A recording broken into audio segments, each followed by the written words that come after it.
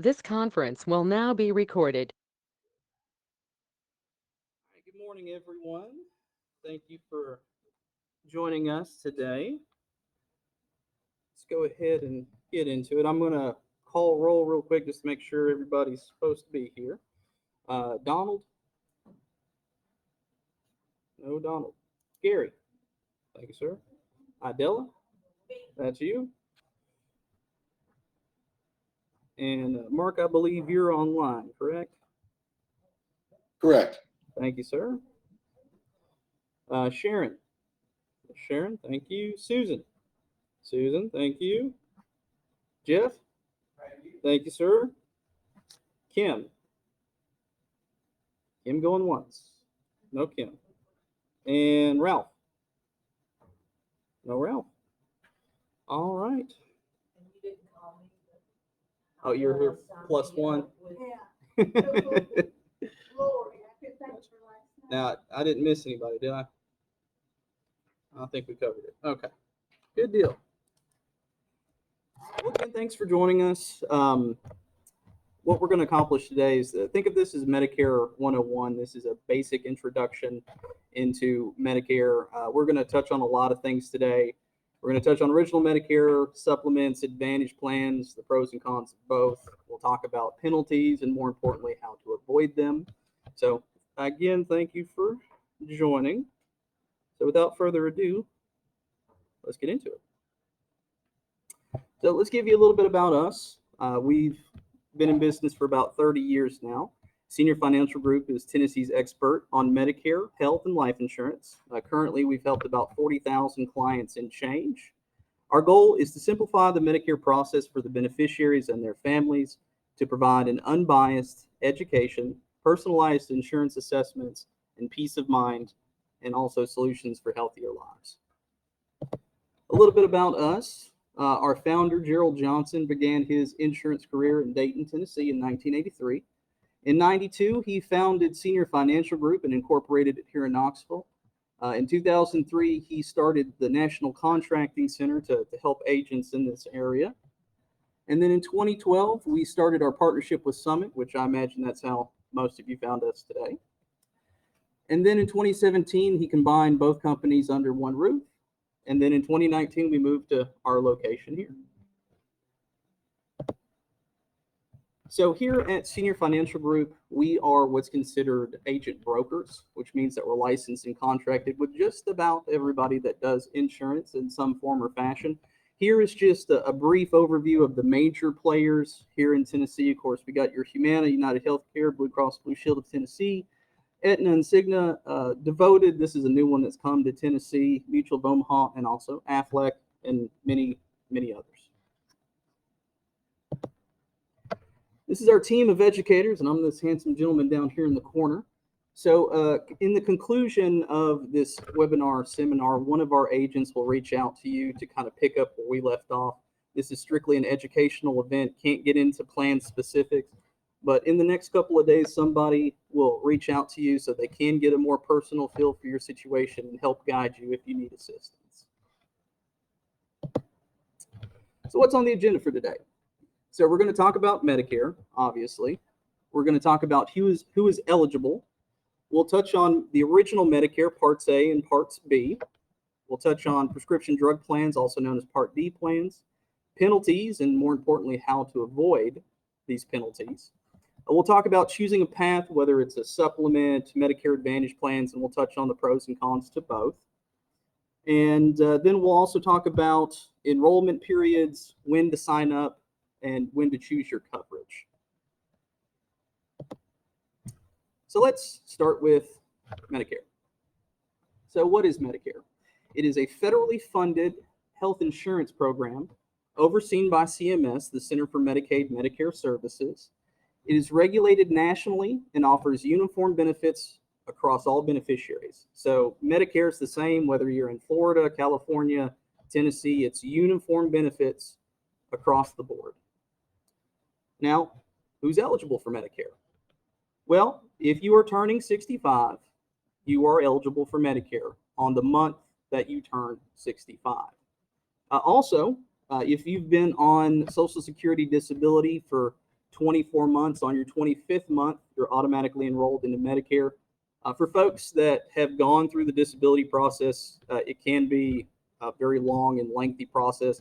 More often than not, they say no the first time or two. The way it works here is if they backdate any of the payments, those payments count.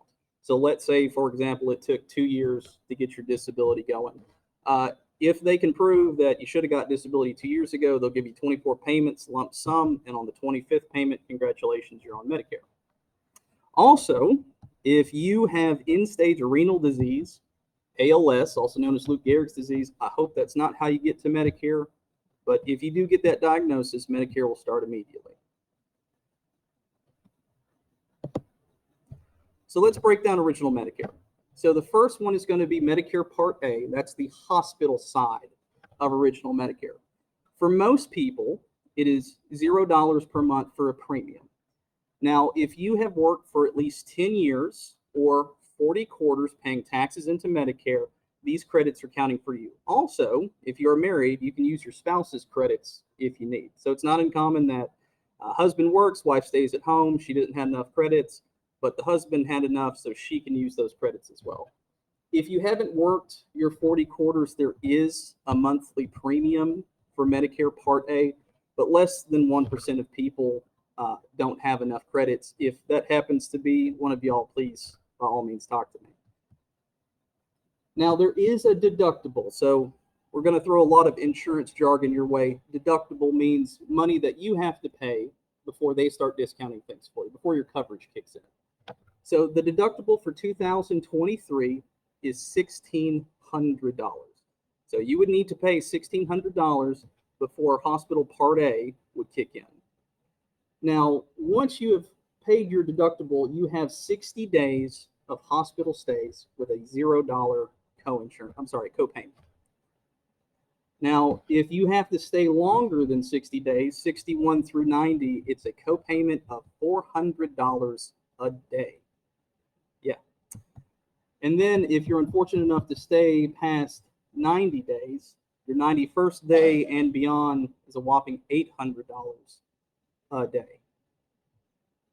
Now, one of the unfortunate things about original Medicare is there's not a max out of pocket.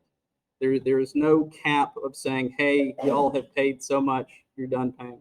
When it comes to original Medicare, there is no max out of pocket. Now, let's say that you went into the hospital, you paid your $1,600 deductible, you stayed for, we'll say, 5 days, and you left the hospital and came back to the hospital. This starts over. So that's another $1,600 deductible and another fresh set of these as well.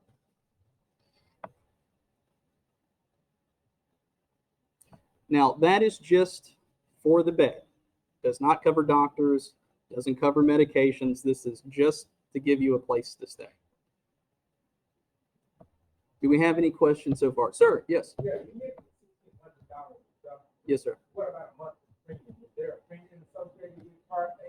If you have not worked your 40 quarters, if you do not have 40 quarters with Medicare, then yes, there is a monthly premium.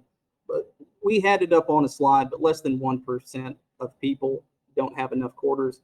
The last time I checked the premium, it's hundreds of dollars, but it's so rare that someone doesn't have enough quarters, either between from when they were working or their spouse's credits. But for the vast majority of folks, no, there is not a monthly premium associated with Part A. Has there always been a deductible with Part A? Yes, there has always been a deductible, and the deductible changes every year. So in 2024, this one's going to go up. And the year after that, and the year after that, and so on and so forth. Ma'am. So you will choose Part A or B? No, you can choose Part A and B. Now, you can go either or, and there's some instances where that will make sense. But for the most part, if you're going to get Part A, 9 times out of 10, you're going to get Part B. Great questions. And have the questions come as they pop up. If it's going to be covered in a later slide, I'll mention, hey, that's an excellent question. We'll touch on that in a second. So, great questions. Anything else, sir? I just turned 65 Okay. but I'm currently still employed. Okay. I did apply for Part A, Mhm. and I did not apply for Part B, because right now I'm under my wife's roof. Correct. So, did I or did I not make a mistake in doing that? Well, we're going to touch that in some later slides, but the short answer is no. You did not make a mistake.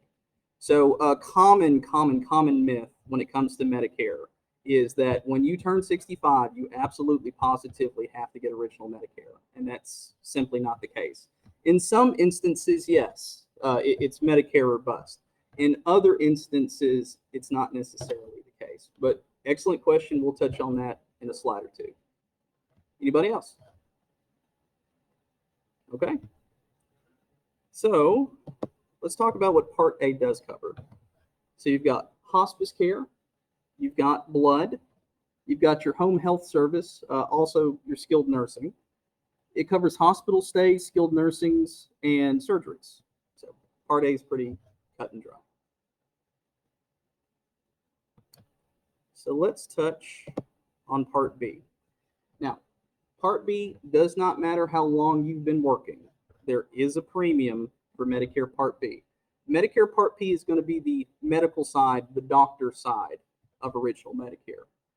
So the monthly premiums are going to be based on income, and I've got a chart that will let you see where you fall, and that's another one that does change year over year. But the standard premium for the year of 2023 is $164.90, and that would be paid per month. Now, if you have a higher income, you will pay an income-related monthly adjustment amount, also known as IRMA. And it's only if the income is above a certain amount. And again, I've got some charts that we can look out there. Like Part A, there is a deductible for Part B. This year, it's $226. Next year, it's going to go up to $240. Now, that's the doctor side. So the way things would work here, you go to the doctor, whether it's your primary care or a specialist.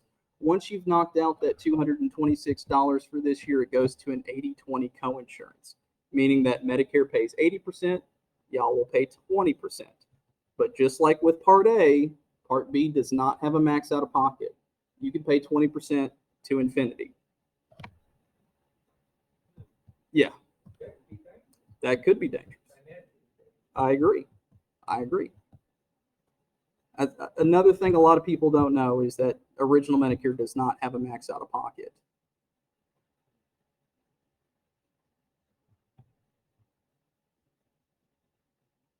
Any questions on Part B before we move on? Sure. Yeah. We just talked about like when they take blood from you or whatever. Correct. Yeah. Well, when it comes to blood, it's the first 3 pints. Why they pick 3 is beyond me. But yes, it's typically when they're drawing blood or even a transfusion. Excellent question. Anybody else? Okay. So let's talk about what Part B does cover. So you've got mental health services, preventative services. You got your doctor's visits, again, whether it's your primary care or specialist, a doctor is a doctor. Outpatient surgeries, home health care after 100 days, also for skilled nursing, and it also covers durable medical equipment as well. So your wheelchairs, your oxygen, and so on. So I'm going to pull up this chart. So this is the IRMA, the income-related monthly adjustment amount I mentioned earlier. Now, for some folks, this is not going to apply to you. For others, this certainly will. So this is the first heads up that you're going to get. If you do make more than the average person, then Uncle Sam will charge you more for your Medicare. Now, for example, if you were an individual that made less than $97,000, and we're looking at a 2-year look back. So for the sake of this example, if you made $97,000 or less in the year of 2022 or 2021, you're going to be at the standard rate of $164.90. Now, if you're filing together, if you're filing jointly, then you can make up to 194,000 and under, and you'll still be at that standard rate. Now, this is adjusted gross income. Yeah. For some people, that is more than enough. For others, they're looking somewhere further down the chart. So, for example, let's say that you made between 97,000 and 123,000 individually, or 194,000 to 246,000 jointly. Then your Part B premium is going to go up to $230.80. Now, if the IRMA bracket applies to you, this is not a permanent thing. Again, they're looking at a 2-year look back. It's not uncommon when folks come onto Medicare that they have less income coming in than, say, when they were working. So if you do get hit with one of these IRMA brackets, no need to fret. This is not permanent. Unless you're still making that kind of money after retirement, then yes, that still would apply to you. But for most folks, if you do get hit with IRMA, most people keep it for 2 years and then go back down to the regular rate. Of course, it all depends on your income. Now, if you do get a letter from CMS saying that you are in the IRMA brackets, and for whatever reason you disagree, you do have the right to appeal. But just a heads up, it is a process. So at the end of the day, Uncle Sam's going to get his cut. He will get his cut. That's how they got Al Capone. They didn't care about the bootlegging or the racketeering, but you don't pay your taxes, off to Alcatraz you go. Any questions on IRMA for Part B? All right, moving on. So let's talk about what original Medicare does not cover. Most dental. So what I mean by most, let's say, God forbid, that you got into a nasty accident and you broke your jaw. Well, a surgeon is going to operate on your mouth. That's covered under A and B. If you have a cavity, that's another story. You're going to need your own dental plan for that. Eyeglasses or eye exams related to glasses. Now, this is a good one. Cataract surgery is very common. Cataract surgery is covered under Part A and Part B. And Medicare will pay for one pair of prescription glasses immediately following the surgery. So if you go and get one eye done, they'll pay for a pair of glasses. If you go back and get the other eye done, they'll pay for another pair of glasses. After that, you're on your own. They'll also cover the glaucoma test and the cataract test. But if you need prescription reading glasses, Medicare's out of it. I would suggest that you get a vision plan for that. Dentures. In no form or fashion is dentures covered under original Medicare. That is strictly dental.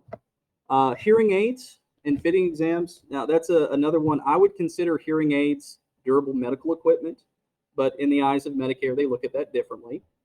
It will cover the audiologist appointment. It will cover the ear doctor to make sure if you do have a hearing problem. But as far as the hearing aids go themselves, you're on your own. Also, long-term care, there's not any solution to long-term care under original Medicare. They'll cover skilled nursing, but that's a temporary thing. That's maybe a week or so to get you back on your feet to go back home, but that's not a long-term situation. Also doesn't cover acupuncture, massage therapy, cosmetic surgery, or prescription drugs. So none of the fun stuff is covered under original Medicare. So as you can see, original Medicare has a lot to be desired. There's no prescription drug coverage. Dental, vision, and hearing coverage is non-existent for the most part. And whether you have Part A, Part B, or both, there's no max out-of-pocket on either one. And that's where you can get into some trouble. Any questions on A and B? Okay. So let's talk about when it's appropriate to enroll. And that brings me to the question that you had earlier. So just to repeat it, now you're telling me that you turned 65 in February. You applied for Medicare Part A, but you're currently under your wife's group employment insurance. That is perfectly fine. So that is a very, very common myth when it comes to Medicare, that at 65, you absolutely positively have to take Medicare, and that's simply not true. So in your instance, what makes your situation okay is because you have creditable coverage.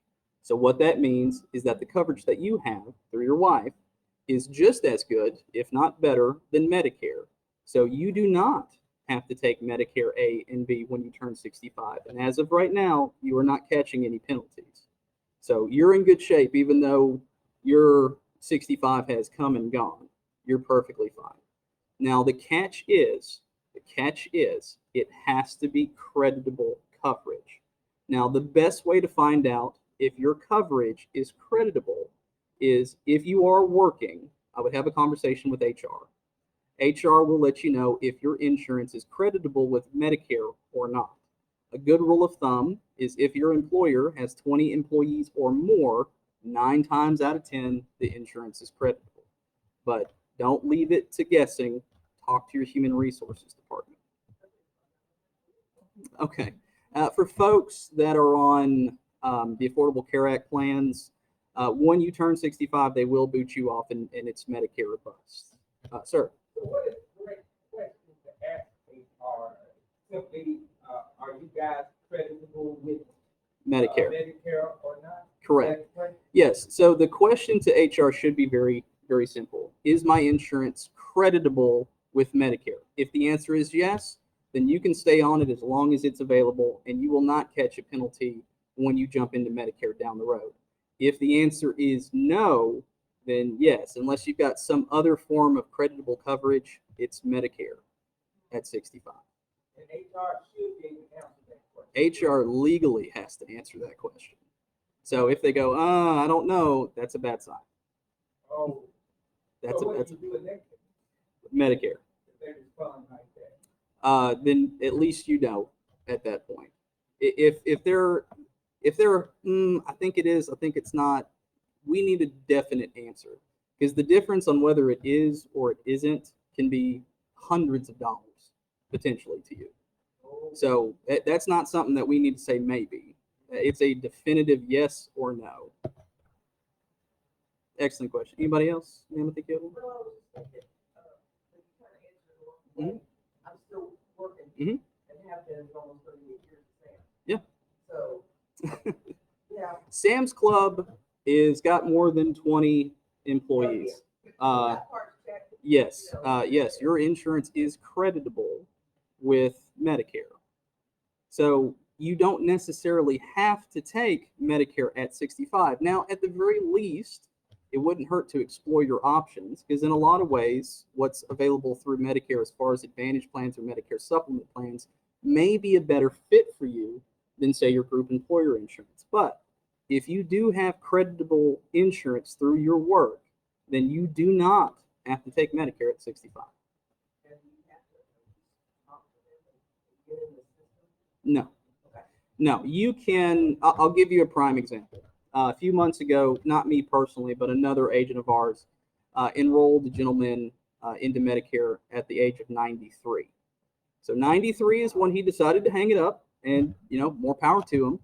But because he had creditable coverage, he's paying the same as somebody that's turning 65 jumping into Medicare. So he didn't have any form of Medicare. He didn't have A, he didn't have B. He worked and worked and worked, said, you know what, I'm going to retire.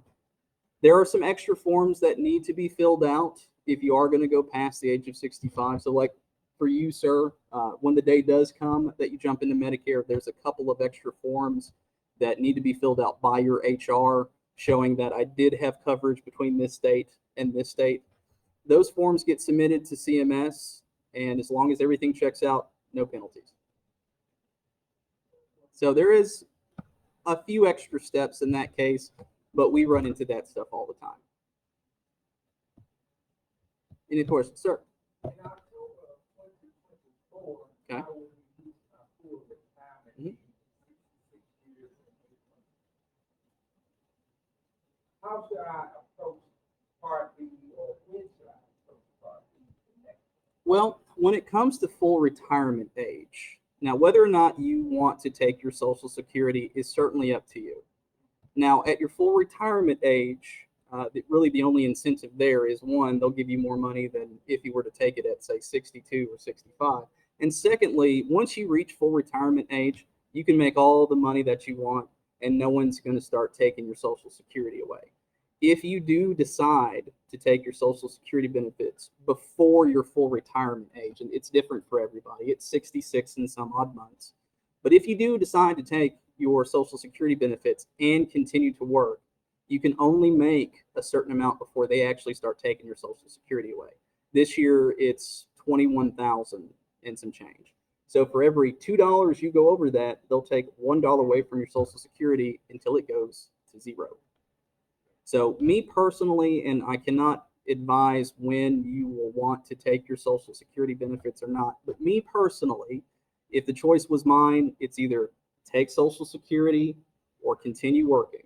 But I do not recommend you try both. Ma'am.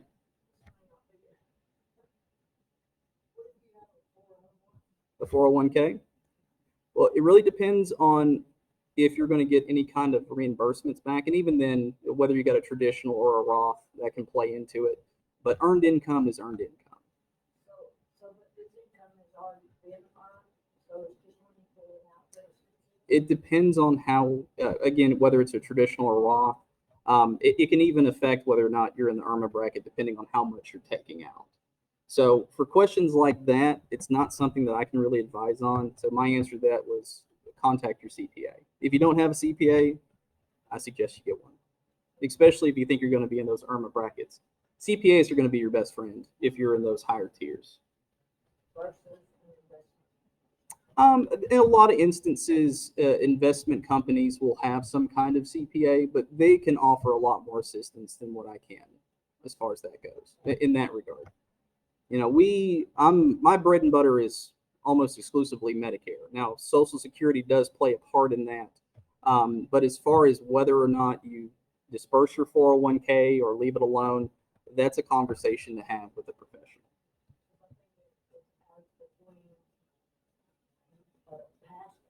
Mhm. Yeah. Well, they're not counting assets. This is adjusted gross income. Yeah. Just ensure that I understood. Sure. Once I reach my full retirement, Mhm. if I elect to keep working, Mhm. but decide to apply for Social Security and my Part B Medicare, Mhm. are you saying that cannot be done? Oh, no, not at all. Whether or not you get your Social Security at your full retirement age or otherwise has nothing to do with Medicare. Now, in a lot of ways, they do coexist, but whether or not you've got your Social Security does nothing with your Medicare A and B. Now, this is merely just a heads up for folks because if you're on Medicare, if you're coming into Medicare, 9 times out of 10, Social Security comes with it. Now, with the full retirement age, the benefit there is you can make all the money in the world and no one's going to take your Social Security benefits away. Now, whether or not it's appropriate to jump into Medicare, that's a completely separate situation.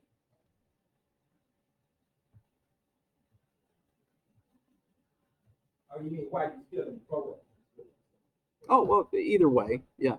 If you got creditable coverage, like through your wife, for example, you could not be working and still have creditable coverage. Now, whether or not you want to elect for your Social Security benefits, that's entirely up to you. But whether you get your Social Security or not, that doesn't have much to do with Medicare.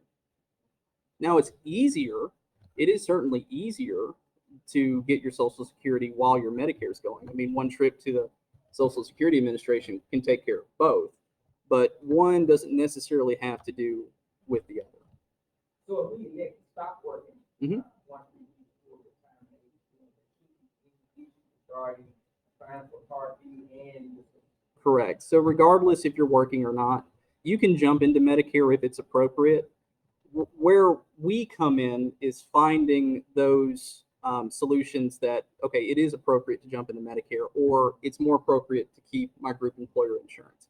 And like I mentioned before, we're unbiased.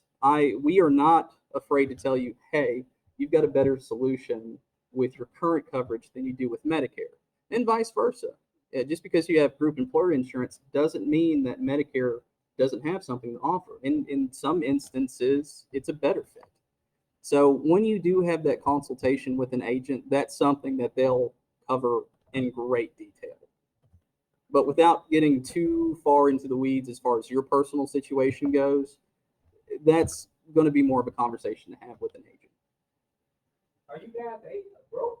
Mhm. Yes, we're insurance brokers. So You represent more than one. correct, correct. We're licensed and contracted with just about everybody. Now there are a few out there that we do not contract with.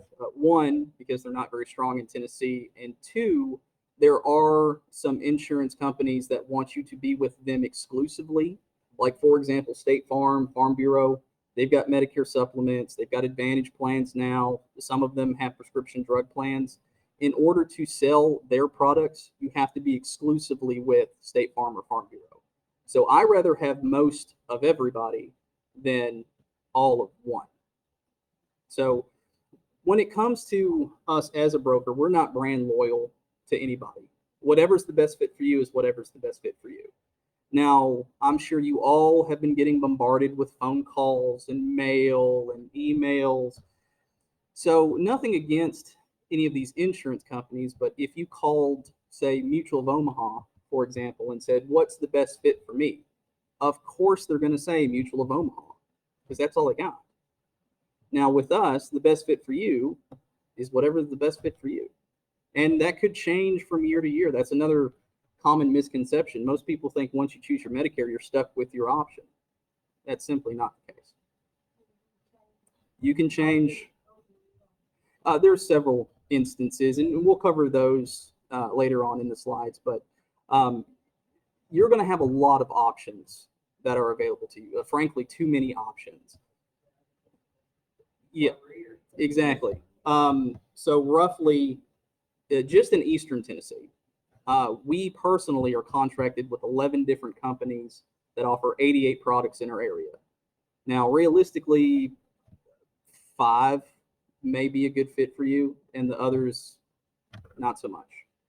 But we are going to be unbiased about one insurance company over the other. You know, if Humana's the best fit for you, that's good. If it's Blue Cross, that's fine too. And as your needs change, your plan may need to change. So it's not a one size fits everything. Excellent questions. Anybody else? Okay. So let's talk about when to enroll, when it's appropriate to enroll. Now, if you're currently on Social Security, good news, you don't have to do anything. A few months before the birth month that you turn 65, so like in your case, sir, if you were already on Social Security, you turned 65 in February, correct? 3 months prior to you turning 65, you should get your Medicare card in the mail. Nothing more that you have to do. If you're on Social Security, it's coming. Now, if you are disabled, again, after 24 payments, on the 25th payment, that card comes in the mail. Nothing more that you have to do. Now, if you do have end-stage renal disease, Lou Gehrig's disease, you will have to submit a form to Social Security showing that you've got that diagnosis, and Medicare can start immediately. I hope that's not how you get to Medicare, but if that does apply to you, coverage can start very quickly. Now, for most of you, if you're not on Social Security and it is appropriate to go into Medicare, then 3 months before your birth month, when you turn 65, there's a few different options for you. By far the easiest way and the quickest way, if you are tech savvy, is to go to ssa.gov. From there, you can build your own profile. And right from the website, you can say, I want A, I want B, and you can even decide if you want your Social Security benefits there too. Totally up to you. Also, you can go into your local Social Security Administration's office. Sometimes they want an appointment. Sometimes you can walk in. It's pretty much the luck of the draw. Or you can call the Social Security Administration. If you do decide to call, I recommend you call your local office. If you call the one out in Nashville, that's 3 hours of your life you'll never get back. Expect a very long hold time. But you can do it right from the telephone. Now, for folks that are beneficiaries of the railroad retirement, then you have your own special phone number. You need to call 1-877-772-5772, and they can enroll you into Part A and Part B themselves. So if you are a member of the railroad and you're going to receive railroad retirement benefits, you need to call the RRB. They'll do everything for you. Now, if you already have A and need B later, well then same process as before. You can either go online, go into your local Social Security Administration, or give them a call and just say, hey, it's about time I need to go ahead and get B rolling. So it's same process. The Medicare number doesn't change. So when you did receive your card in the mail, it just has the A, and your unique Medicare number will not change. They'll just send you another card with a Part B effective date. And it is a little bit quicker that if you have A to go ahead and get B going rather than getting A and B at the same time. It is a little bit quicker, but not always the case. And again, if you've been diagnosed with end-stage renal disease, the same process. You can go online, call them, walk into the local office, but you will need to prove that you've been diagnosed with either end-stage renal disease or Lou Gehrig's disease. Sir. Question on this automatic enrollment. Certainly. You're already on Social Security. So I want to get this card from Mhm. 3 months prior to my birthday. Give or take. And I'm going to be enrolled in AMB. Correct. When do you sign up for the Part B, the drug prescription? So that's an excellent question. So the question was, one, you do get your Medicare card. When is it appropriate to find something else, whether it's a prescription drug plan, a Medicare Advantage plan, or a Medicare supplement plan? Once that card comes in, you can start sending applications off as soon as you get your Medicare number. Sometimes people want to shop ahead and wait for that Medicare card to come in. So once it does come in, you know what direction you're going to go. Ideally, we want whatever we choose, whether it's a supplement, advantage plan, prescription drug plan, to start when your Medicare starts. We don't want a lapse in coverage. So ideally, in a perfect world, if you're on Social Security, you'll get this card 3 months before you turn 65. I've talked to some folks. Sometimes it comes in 4 months before. If it's not there by about a month and a half, we've got some phone calls that we need to make, because it should come automatically. If you ain't got the card, there's a problem. But the short answer is, once you do have the card in hand, then we can start applying for whatever coverage you would like. Excellent question. Anybody else? Okay. So let's talk about prescription drug plans. So from here on out, we have left the realm of original Medicare. Everything from here forward is going to be provided by privatized insurance companies, your Cignas, your Humanas, your Aetnas, your Anthems. Everything past here is going to be through a privatized insurance company. So like I mentioned before, original Medicare does not cover prescription drugs. The prescription drug plan premiums will vary from plan to plan, and they may or may not have a deductible. When you're shopping for a plan, that is something that you need to look for. So when we personally are shopping for a drug plan for somebody, we're taking into consideration, one, what's the premium? Two, more importantly, how much are my medications going to cost me? And three, whether or not I'm going to have a deductible. At the end of the day, whoever covers my medications for the least amount of money is the winner. So again, not brand loyal to anybody. Whoever can give you the best coverage is the best plan for you. Now, these are sold by privatized insurance companies. The drug plans can have different costs from plans to plans. It's not a one-size-fits-all.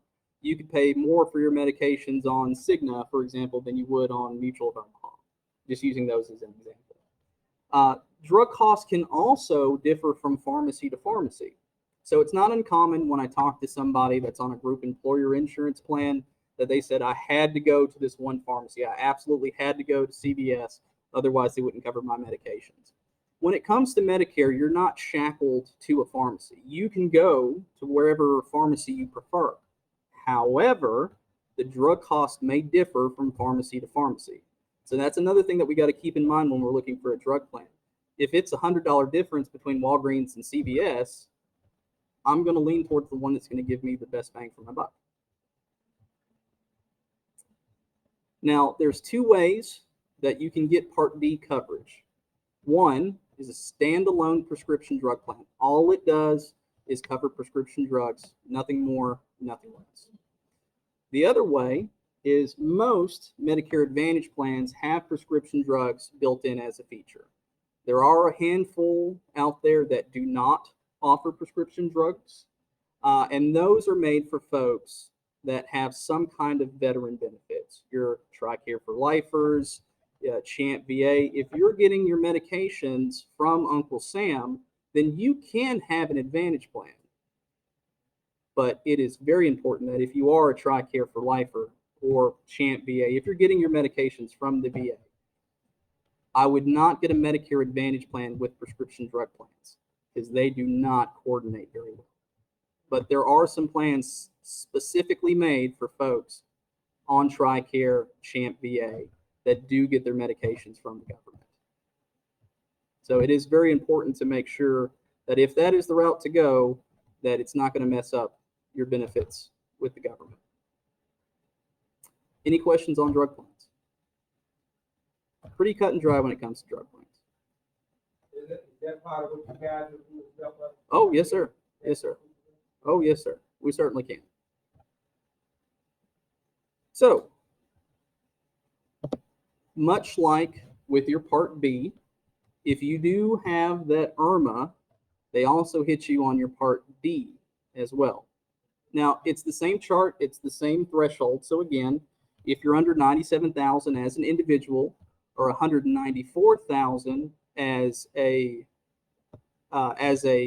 filing together, then you just pay the standard premium. Now, if you were above 97,000 to 123,000 as an individual, or above 194,000 to 246,000 filing together, then you would add $12.20 to whatever drug plan that you had. So, for example, there's a drug plan next year coming out that's a whopping 50 cents per month. So, if that's your plan, then you're going to tack on another $12.20 to that 50-cent premium. And much like the IRMA for Part B, this is not permanent. They're going to look 2 years back. As long as your income is under that threshold, you'll pay the standard rate. If it's above, you'll pay more than the average person.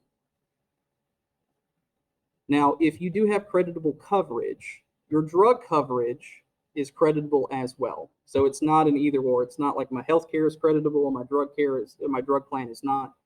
If it's creditable, it's creditable.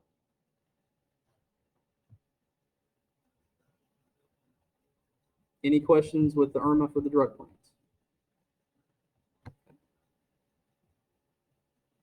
Now, let's talk about what I consider the biggest frustration I have with Medicare, and this is the donut hole. I'm sure you've heard about the donut hole, also known as the coverage gap. The way that Medicare does their prescription drugs is a little different compared to your group employer insurance. So rather than applying an even discount throughout the year, like you're probably currently going through, Uncle Sam looks at it a little differently. So for the sake of this argument, let's say that you don't have a deductible. So let's go ahead and throw that out. Everybody starts in the initial coverage phase. So when you're going to the pharmacy and you're picking up your medications, CMS is taking into consideration the retail cost of your drug. So not what you pay, what your insurance pays. Now this year, once you've reached $4,660 in retail cost, then you go into the donut hole, also known as the coverage gap.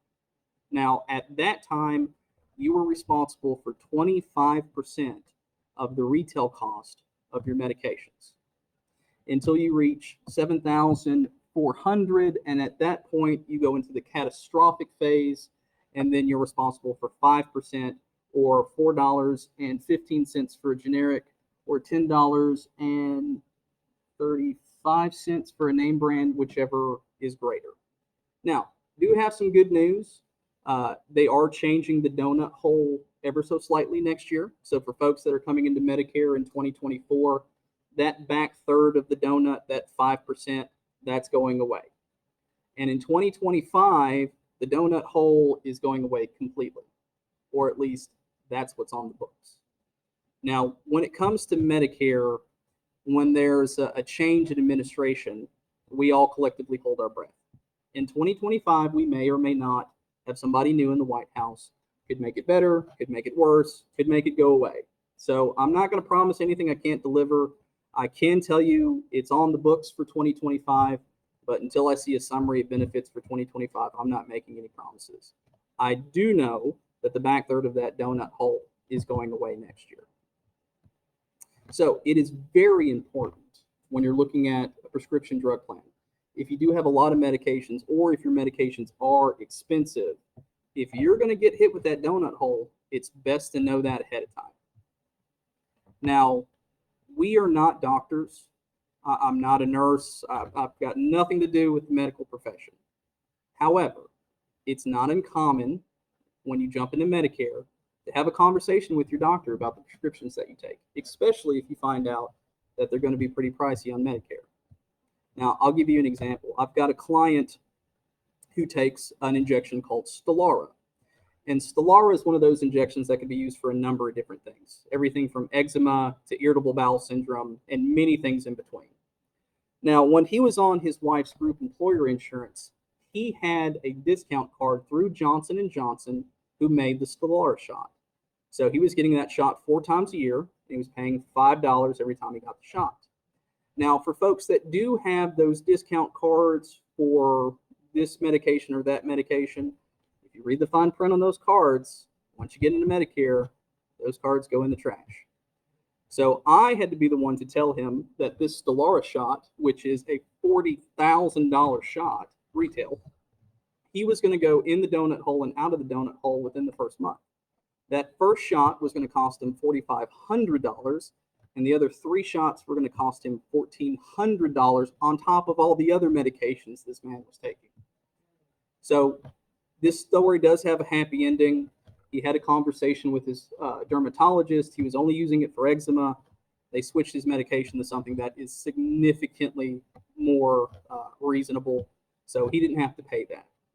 But that's a good thing to know ahead of time, because you don't want to have your drug plan in place and then find out it's the wrong one. Yeah, it was a bit of a sticker shock. Now, sometimes we do have to be the bearer of bad news, but one thing that you can expect from any of us is that we're going to shoot you straight. This is not something that we need to sugarcoat. If you're going to go into the donut hole, it's best to know that ahead of time. If there's something that you can do to avoid that, like changing your medications, we highly suggest you do that. Now, it's not always the case. Sometimes if that shot was a life or death situation, then there are some other programs that we can look at to discount your medications. But by and large, it's good to know ahead of time if you're going to get hit with the donut hole. Now, as we're shopping for you, if that's something that you would like us to do, we are all trained to let you know if you're going to hit it next year. So, any questions on the donut hole? Most of the information you're showing us on the slide covered in It is. Yeah, everything that we're going through in the slide is going to be in your book. It's not in the same order, but yes, everything in here is in there. And I'll go one step further. If at the end of the presentation, if you want a copy of the slideshow, I'll be more than happy to email it to you. Just let me know after the show. Any other questions for the donut hole? Okay. So let's talk about penalties, and more importantly, how to avoid these penalties. So the first one is going to be Part B. So like you, sir, I'm going to use you as an example for most things. So like you've got Part A. You don't have to take Part B because you have creditable coverage through your wife's insurance. Now, let's say, well, yes, hopefully. Let's say, for example, that you don't. Okay? This is where the Part B penalty would come in. So if you do not get Part B when you were first eligible, your monthly premium will go up 10% for each 12-month period in which you do not have coverage through Part B. If you do not have creditable coverage, that's the catch. If you don't have creditable coverage, that's where this stuff applies. In most cases, you'll have to pay your premiums for as long as you have Part B, and the penalty will increase the longer you go without Part B. It's 10% for every 12-month period that you're not enrolled, and it is permanent. It is permanent. Doesn't matter if you didn't know, doesn't matter if you got bad advice, it is permanent. The only way that you don't pay this penalty is if you're on Medicaid or a low income subsidy. Aside from that, this is something that will be with you for life. Yeah. So I cannot stress it enough. Let's not give Uncle Sam any more than we have to. And 10% every 12 months can be a big bite. Ma'am? When would you recommend that person to start talking to a person like you? Well, of course, every situation is different, but by and large, about 3 months before you turn 65 is a good time to have this conversation on whether or not my insurance is creditable, whether or not you want to continue working. And then at that point, if the determination is to go into Medicare, then we can look at options, supplements versus Advantage plans. Now, these plans change year over year. So if you're not turning 65 this year or even next year, it doesn't make a lot of sense to shop because you could have your heart set on a plan and it completely changed in 3 years. So no need to do any homework until about 3 months prior to you jumping into Medicare, or whenever that may be. Now, Medicare Mike is going to be used as an example of what not to do here. So Medicare Mike is 72 and chose not to enroll into original Medicare Part B when he retired at 67. His group ended upon his retirement, leaving him without creditable coverage. At the time, he was in good health, and he knew that he had Medicare Part A to cover any health concerns that were involved with his hospital visit. However, now Mike has been diagnosed with type 2 diabetes and must visit the doctor quarterly, as well as several specialists to control his blood sugar. Mike now sees a need for his Medicare Part B coverage to help with his primary care and specialist visits. Mike decides now to opt in to his original Medicare Part B, but due to his choice to bypass his enrollment at the age of 67, he must now pay $82.45 added to his standard Part B premium of $164.90. His combined Part B premium penalty is now $247.35, which he is required to pay in perpetuity. Permanent. Again, unless you have Medicaid or low income subsidy, this is something that will stay with you for life. And as a side note, if you do not enroll into Part B when you're first eligible, you will only be allowed to enroll during the open enrollment period, which is January the 1st through March the 31st. And the start date will be the first day of the following month. So let's say in August, you have realized, oh Lord, I've made a horrible mistake. I need to go get Medicare Part B. Sorry, you have to wait till at least January, and the soonest that it would start would be in February. So even if you realize that a mistake was made, in a lot of instances, you're going to have to wait. And there's nothing we can do to get around it. So any questions when it comes to B penalties? Okay. Well, just like B, they'll also penalize you for D. Now, this is the one that we see more often than not, because it does make sense. It is logical that if I don't have prescription drugs, or if my prescription drugs are inexpensive enough that I could pay them out of my own pocket, why do I need to pay a premium for a drug plan? That makes perfect sense. However, Uncle Sam has a different idea. So the late enrollment penalty is the amount that's added to your Part D premium that you may owe a late enrollment penalty at any time after your initial enrollment period begins. So your initial enrollment when you first get into Medicare. At that, the period is 63 days in a row, which you do not have creditable prescription drug coverage. The penalty will generally last for as long as you do have Medicare prescription drug coverage in the future. The penalty is 1% of $32.74 times the number of months that you go without prescription drug coverage, rounded to the nearest 10 cents. Yeah. you need a complete equation. I have a calculator for this. Roughly, it's about right now 33 cents a month that you go without drug coverage. And just like B, it is permanent. Now, again, this is the one we see more often than not because it's reasonable. I'm not using prescription drugs or my drugs are covered, so why do I need a drug plan? Well, the short answer is because Uncle Sam will penalize you if you don't. Now, again, there's a drug plan as low as 50 cents a month in our area. If you do not have prescription drugs, then I would pay the 50 cents to avoid getting hit down the road. But that is entirely up to you. But do be warned, if you do not have drug coverage when you're supposed to, Uncle Sam will hit you with a penalty. But again, if you have creditable coverage, it's good for your health care and your prescription drug coverage. So it's not an either or thing, it's both. Yeah. Any questions when it comes to Part D penalties? Okay. So now let's talk about the pathways you can choose. So let's say for the sake of argument, everyone here has original Medicare. So after knowing what original Medicare covers and doesn't cover, we need to make a decision on what's the best coverage for me. So in a nutshell, you have two pathways that you can go down.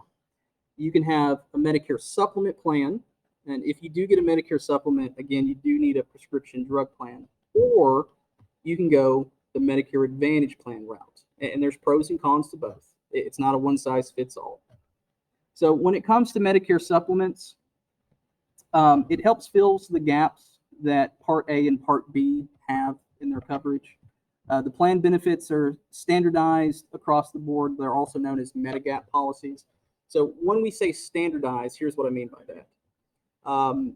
There are a number of supplements out there, and they're all identified by letters. You have your Plan Gs, your Plan Fs, your Plan Ns, Ks, Ls. There's a myriad, there's a whole alphabet full of supplements there for you.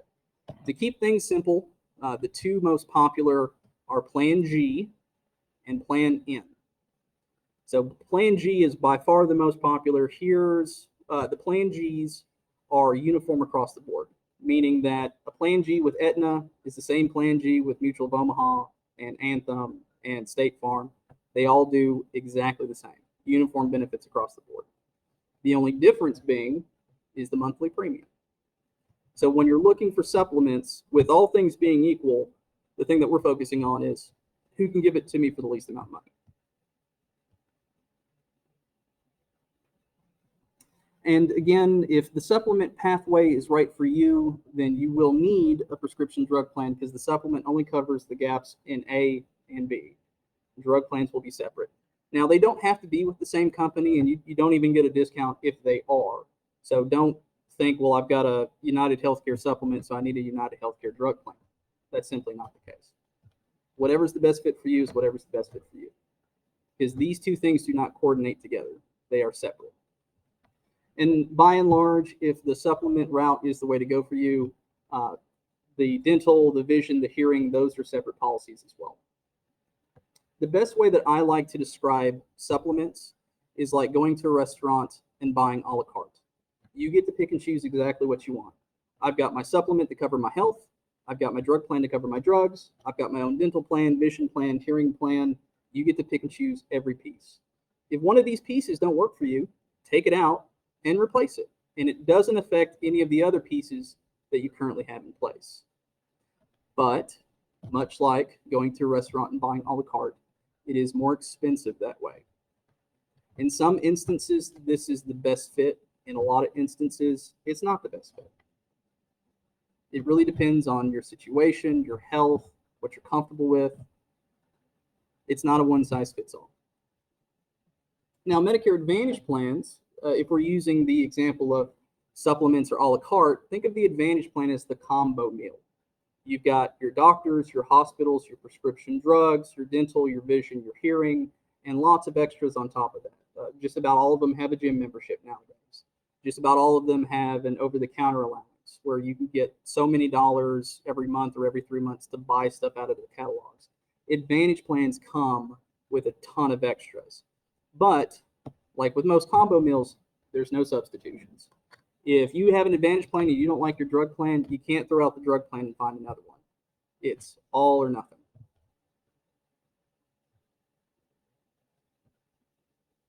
So let's get a little bit more into detail. So with a supplement, there is a monthly premium, and they are going to vary from plan to plan and type to type. So you're going to pay more on a plan G than you would on a plan N, for example. Now, the monthly premiums will go up every year. Every year. Now, sometimes by a little, sometimes by a lot, but expect that if you do have a supplement, that premium will go up every year. So typically, in most situations, whatever premium you have is good for 12 months. On the 11th month, they send you a letter saying, hey, happy anniversary. Here's what the new premium for next year is going to be. Now, the coverage stays the same. When it comes to supplements, they are very predictable. So here's what I mean by that. We'll use a Plan G for an example. So let's say that you have a Plan G. On a supplement, you stay on the original Medicare network. So what that means for you is you can basically go see any doctor that you like, as long as your doctor accepts original Medicare. When you go to the doctor's office, they cannot be fussy about who your supplement is with, because as far as they're concerned, they're billing original Medicare, and original Medicare kicks it back to your supplement. On a Plan G, the expense that you will need to cover is whatever the Part B deductible is. So this year, it's $226. Next year, it's $240.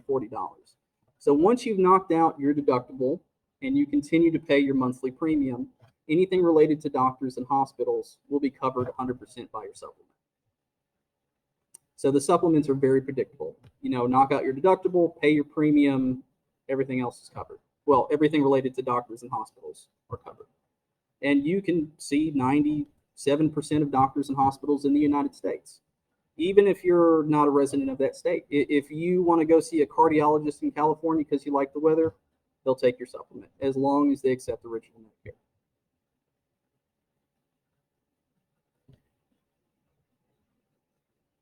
There are no referrals or network limitations when it comes to supplements. Now, even though referrals are not required, here's something common that people run into. If you go to a specialist, they typically want a referral from your primary care doctor. Now, it's not required under Medicare, and it's not required under your supplement, but heads up, you can't just go see a cardiologist because you want to. They typically want some referral from your primary care doctor, so they're not wasting their time. So just a heads up. Now, if you're thinking about a Medicare supplement, the first 6 months when you jump into Medicare, and the trigger is whenever your Part B starts. So even though you sort of got one foot in the door, so to speak, with your Part A, it goes off when your Part B starts. So 6 months after your Part B starts, you have guaranteed issue with these supplement companies, meaning that there is no medical underwriting. They will ask you 0 health questions. So you could be stage 4 cancer on hospice, and they'll give you a Medicare supplement as long as you have original Medicare within the first 6 months. After those 6 months, however, if a supplement's the way you want to go, you are going to have to medically underwrite, and they do have the right to tell you no. And that's where a lot of these supplement companies can differ too. Some companies are going to be more fussy about pre-existing conditions than others. But within the first 6 months, any of them will take you as long as you have original Medicare. After those 6 months, there are some hoops to jump through. So food for thought. Any questions on the supplements, drug plans? Okay.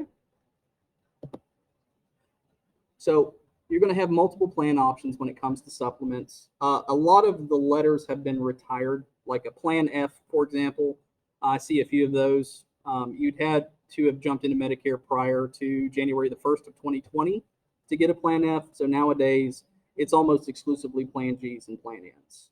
So if that's something that you're looking for, that's a good place to start. There's no network restrictions. The only question you have to ask is, do you take Medicare? If the answer is yes, they'll take your supplement. No questions asked. There's no referrals needed. However, it's preferred by most specialists. It does cover most of them cover the Part A deductible and the Part A co-payments for hospitals. The Plan Gs want you to cover the Part B deductible. And it covers primary care, specialists, hospitals, surgeries, durable medical equipment, the works. Sir. When choosing a private insurance Mhm. company, how important is it to consider the rates available? It's something to keep in mind. When it comes to supplements, just about everybody does a supplement nowadays. Even the property and casualty insurance companies, your state farms, your farm bureaus. When you're looking for a supplement company, if we're looking for stability, I'm looking for how long have you been in the market and what's your average increase every year. So you can have some of these companies come in and offer a very good rate, but their annual increase is outrageous. It's not uncommon for companies to buy out other companies. It just kind of depends on the situation. It's not something that I would solely put my decision on based on how long they've been in the market, but it's something to consider. So when you guys are advising, Mhm. do y'all have a method for determining or weeding out those type of companies that Yes. continuously increase those rates? Yes, we do. So we have, with all the companies that we have at our disposal, we have a list of what the premium would be for somebody turning a 65-year-old man in Eastern Tennessee. Here's all the supplements. Here's their discounts if there's discounts. Here's how often they increase every year. There's typically a range of like 3 to 7%. So yes, we've got a program that does all the hard work for us. Any other questions? Okay. So let's switch gears and talk about Medicare Advantage plans. So let me back up. There are a lot of Medicare Advantage plans out there that have no premium per month. Now, just as a reminder, you still have to pay your Medicare Part B. But as far as the insurance company goes, there are lots of plans out there that have no monthly premium. They include dental, vision, hearing, transportation, lots of other benefits. It really depends on plan type to plan type. Now, the way that they want their money is in co-payments and co-insurances. So very similar. If you have a group employer insurance now, it's basically business as usual. They combine the benefits of Medicare Part A and Part B. They usually cover drugs. Again, there's special ones out there for folks that are getting their drugs through the VA, but by and large, just about all of them have prescription drug coverage. They usually have some kind of network that they appear to. If you want to go Medicare Advantage, it is very important to make sure that your doctor, if you'd like to keep your doctor, accepts your new insurance.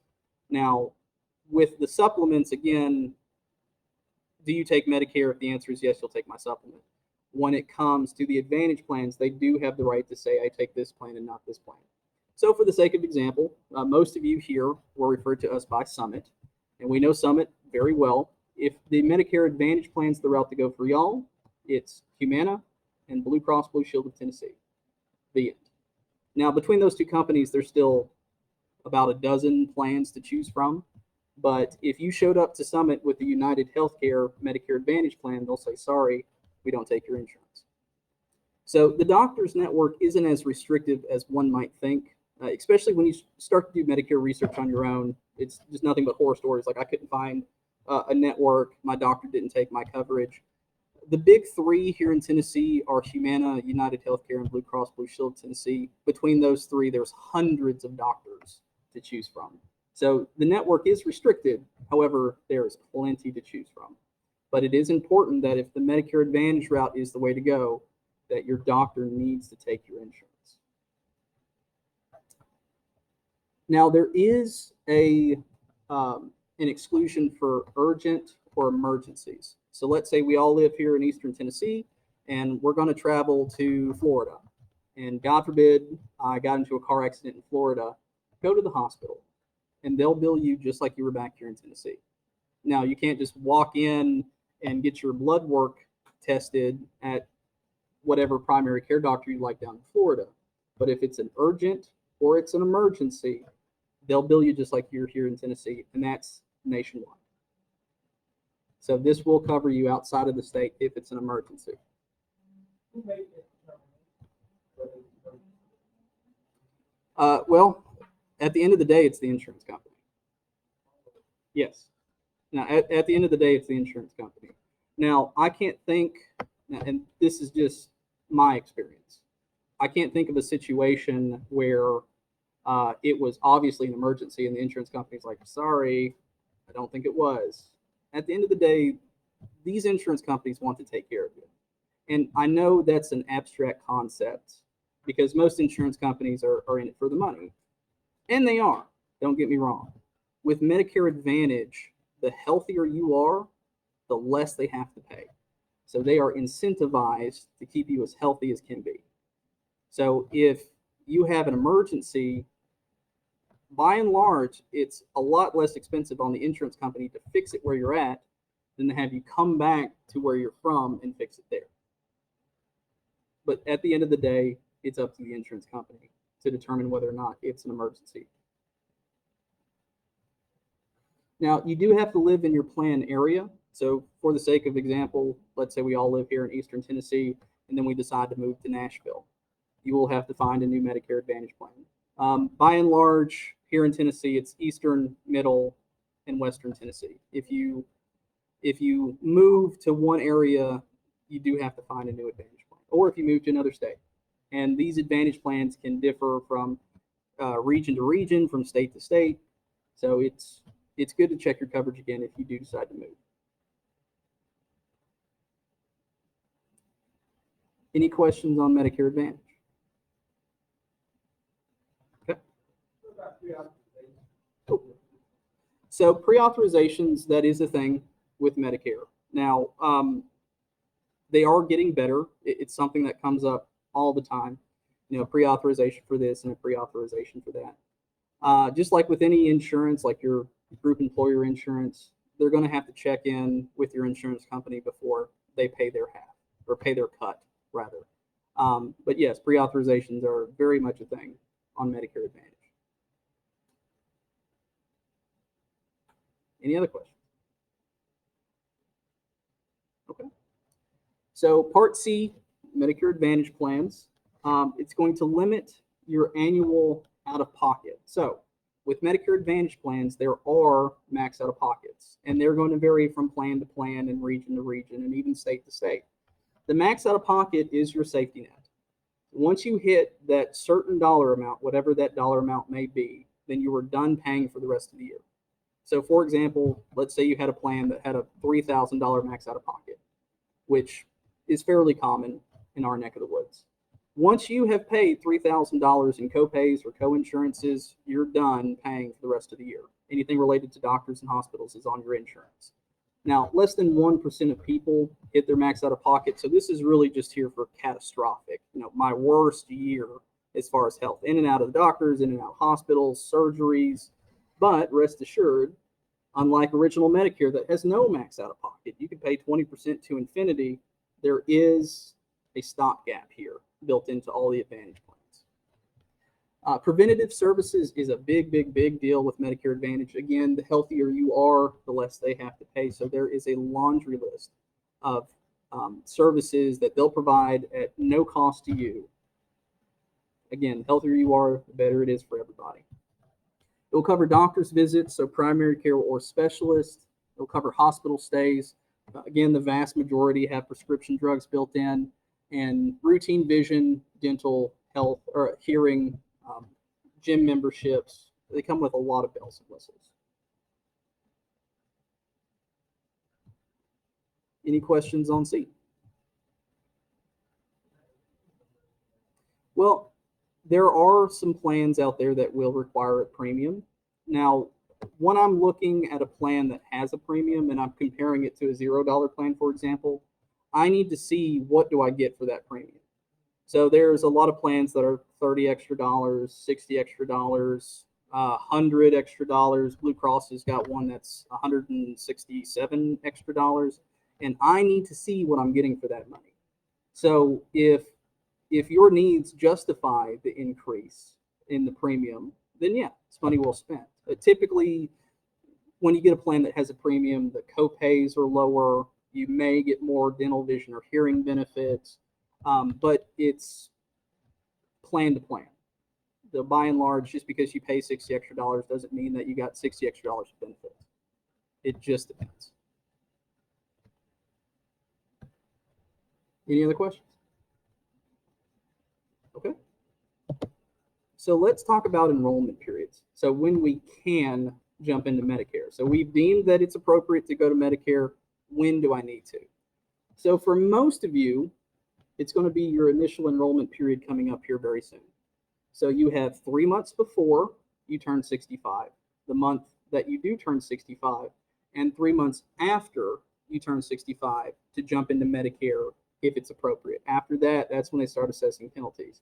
Now, again, if you have creditable coverage, as long as your coverage is creditable, your initial enrollment period could last well past 65, like the 93-year-old gentleman that we enrolled. His IEP started at 93. But you've got a 7-month window of getting your Medicare A, your B, drug plan, Advantage plan. You can get a supplement pretty much any time. They're not bound by time frames. Now, again, after 6 months, you will have to medically underwrite with a few exceptions. But this is where most people are going to start. Now, let's say that we've all got our Medicare going. We've got our A, we've got our B. Some are on supplements, some are on Advantage plans. Well, we have the annual enrollment period. We're actually in that right now. So from October the 15th through December the 7th is your opportunity to look at the plans coming up for next year. So this is going to apply for Medicare Advantage and prescription drug plans. So if you've got either one of those, this is the opportunity for you to look for the following year. Now, during this time, you can submit as many applications as you would like. You could call me up every day and go, I want Aetna. No, I think I want Anthem. I'll take Blue Cross Blue Shield. I heard Humana is the way to go. Whatever application goes through by the stroke of midnight of December the 7th is your coverage starting January the 1st. Now, for folks that are going to go the supplement pathway, this is the only time that you can change your prescription drug coverage outside of a special election period, like you moving, natural disasters, coming on or off group employer insurance. There are a few exceptions, but for the most part, if you have a prescription drug plan, that is the only time that you can look at your drugs. If you find out in January that this drug plan ain't right for you, sorry, it's too late, with a few exceptions. Now, the open enrollment period, this is one that not too many people know. Annual enrollment period is advertised. I'm sure all of you are bombarded with commercials and stuff in the mail talking about annual enrollment because that's a big enrollment period. The open enrollment period is one not a lot of people know about. And this is strictly for Medicare Advantage. Okay? So Medicare Advantage plans can be changed from January the 1st through March the 31st. And you get one change. You get one. It's not a free-for-all like AEP is. You get one. And whatever change you make starts the first day of the following month. So let's say in January, you try out your plan and you're like, oh, no, this is not what I thought it would be. So I can submit an application for a new plan in January, and it would start February the 1st. If it was in February, it started in March, and so on and so forth. And when it comes to special election periods, those are the exceptions to these rules. So common special election periods is if you move outside of your coverage area, that grants you a special election. If there's a natural disaster, like the last one that I can think of is the wildfires in Sevierville. So needless to say, the folks of Sevier County had bigger things on their mind than their Advantage plan or their drug plan. So the state declares a state of emergency. All the insurance companies go, okay, yeah, we'll give them some more time. And you can go past the annual enrollment period, open enrollment period to make change, but those are few and far between. The most common special election period right now, especially here in the state of Tennessee, is something called a 5-star election period. So what that means is if you pay attention to an Advantage plan or a prescription drug plan, you'll see that there's a star rating between 1 and 5. And this isn't like a Google review or a Yelp review.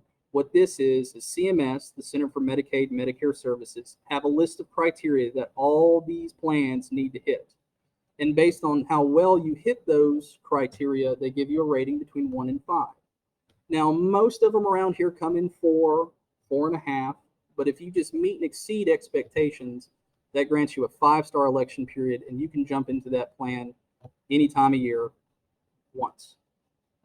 So let's say, for example, that you had an Advantage plan and you're like, it's the middle of August and this plan's just not working for me. I need something else. Well, if what you're looking at has a 5-star election period, I can enroll you the first day of the following month, if need be. Now, these can vary from year to year. So, for example, last year Blue Cross was not a 5-star plan. This year it is. The year after it's not. Now, these can come and go. There was a time when I first came here that we had no 5-star plans. But as the plans get better and better, the 5 stars come up more often. So the moral of the story here is if you are not satisfied with your coverage and we need to change in some form or fashion, give your agent a call, because there may be a special election period that you just don't know about that we can use to better help you out. So a lot of this can be very overwhelming. I've thrown a lot at you today, and this is just the basics. Well, that's where we come in. So we can assist through the Medicare and the Social Security enrollment.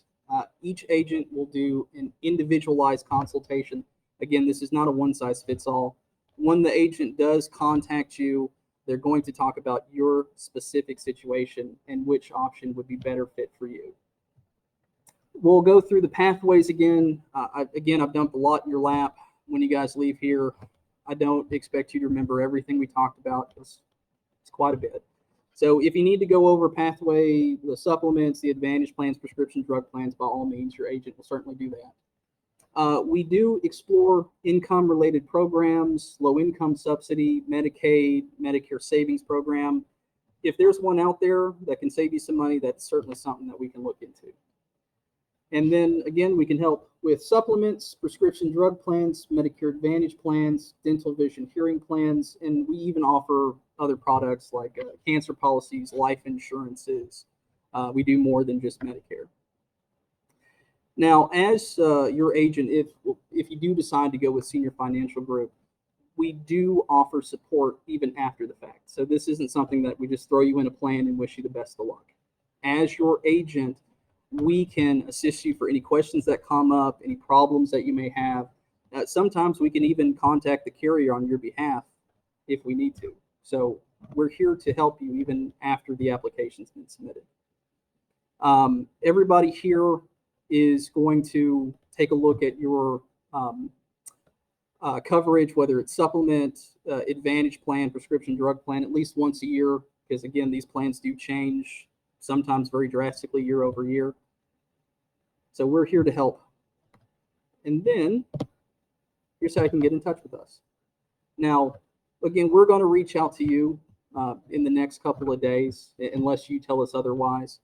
If you do want to get a hold of us in the meantime, our office number is 865-777-0153, or you can call the toll-free number at 1-800-677-0153. You can email us at info@sfgmedicare.com. You can go to our website, or you can come walk right in here. We're actually located downstairs. And that concludes our presentation. I do greatly appreciate that everybody came by to listen to me ramble on about Medicare. If you would be so kind, for those that do have a smartphone, this is a QR code to leave a review. It's completely optional, but if you would like, that would mean a lot to me. But past that, ladies and gentlemen, we're done.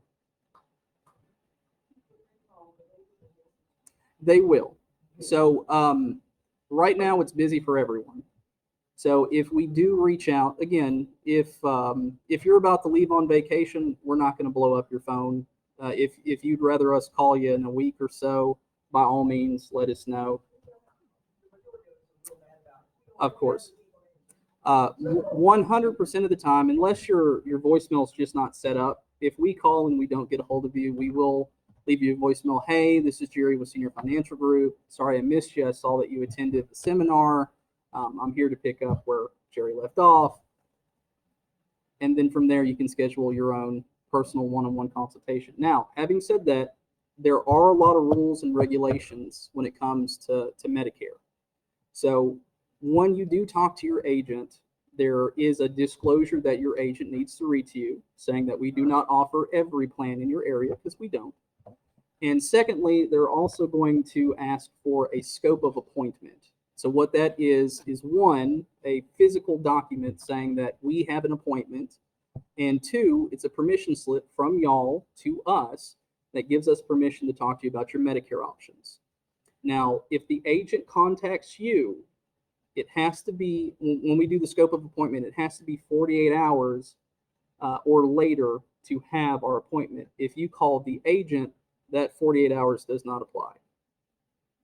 Uncle Sam has a lot of red tape, and we like to be compliant. We like to do what we do, so we have to play by his rules. So just as a heads up, you're going to hear a lot of disclosures when you get a phone call, and they may have to schedule an appointment in the future. So don't say I didn't warn you. But past that, unless you have any follow-up questions, I think we've covered it. Yes, ma'am. Yeah, I'll be more than happy to email you a copy if you'd like. So we can anticipate a call from somebody. Yeah. next week or so? Oh, within a few days. I mean, it's the annual enrollment period, so we are extremely busy. The best way that I like to describe this kind of time is like Black Friday and tax season all rolled into one. Yeah. So yeah, I'd say within a couple of days, again, unless you tell us otherwise, but we will reach out to you to pick up where I left off. Probably received about 75 to 80% of mail. Yeah. But about 99.9% of that mail is about Advantage. Well, Advantage plans have become significantly more popular than, say, like 10 years ago. Your age is public record. So, yes, right around 60, 61, they get notice that it's about that time for Medicare. So that's when the floodgates open as far as phone calls and pieces of mail. Now, having said that, there is a lot of red tape when it comes to solicitation. So when it comes to somebody that is playing by the rules, we cannot just call unsolicited. It's not like I can pick your name out of a phone book and call you about Medicare. Now, the folks that do that are not playing by the rules. When it comes to Medicare, we have to have some kind of outreach from y'all saying, hey, I would like to discuss my Medicare benefits. And then, of course, we document that saying, hey, they're going to have an appointment with me. That's what the scope of appointment is for. Do what? To an extent. Yeah. Yeah. Well, I mean, we deal with medical records for the most part. You know, it's something that we have to keep in the back of our mind. Thank you for being so thorough. Hey, you're very welcome. Oh, Patient with us. we've just scratched the surface. There is, I could talk for another 2 hours. I'm just trying to give you enough to get a taste of it. But I do appreciate you. Yeah, that's a lot to take in. And the rules constantly change.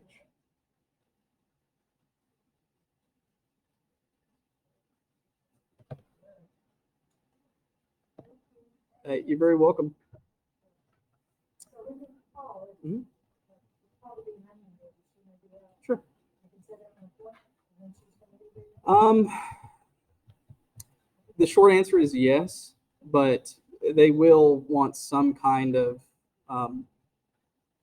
positive response from her in order to talk to you about her health care. Okay. Gotcha. That's not uncommon. Us personally, like as a brokerage, Are there any other companies doing what you guys are doing? well, what we're doing, no. We we do Medicare different. Now there is an army of insurance agents out there. But he had not. Oh yeah, yeah. Oh no, I mean, we do pretty much all the states in the union, but yes, we're predominantly here in Knoxville. But like me personally, I'm licensed and contracted in Tennessee, Kentucky, Virginia, both Carolinas. We've got an agent downstairs that's got more states than she doesn't. But yes, we've been here for quite some time, but our founder's been doing this for over 30 years.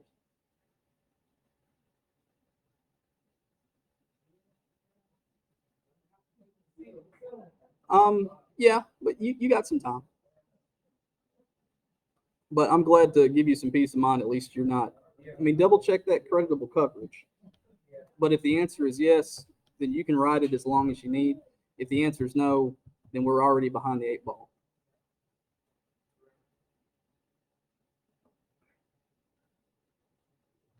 Mark, do you have any questions for me?